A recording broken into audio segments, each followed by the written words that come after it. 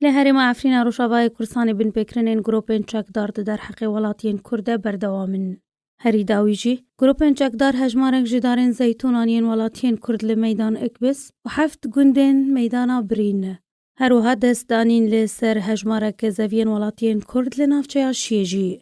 رخصنا ما فمروان لعفرینی داخویان یک درباری بن پکرنین گروپین چکدارین و داوی بلاف کره. و تیده اشکره کر کو چکدارین گروپا فیلق شام. یا کو میدان اکبس و هر 7 گوندین میدانا کنترل دکه. روژا اینا بوری 5 آداره. 5 دارین زیتونانین ولاتی بناوه مصطفى اسماعیل درویشه کو کالکی به تمنه و نخوشه. جه گونده ولی کلی میدانا برین.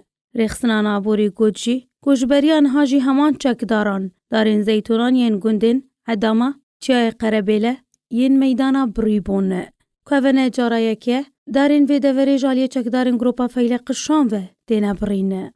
رخصنا نابوری سربار کر کو چکدارین گروپا حمزات بسر کردایتیا فادی بطرانی نافدار به ابو سعید کو گنده کفرزید دبن دسته وانده ایریش برنه لسر ولاتی بناوه علی حسویه تمن 7 سالی جه گنده کفرزید و اولیدان و اشکنجه کرن. وجبو بنگهین خوین اولهی جی برن و گوتنین بروشت آراستی وی کالی بتمن کرن.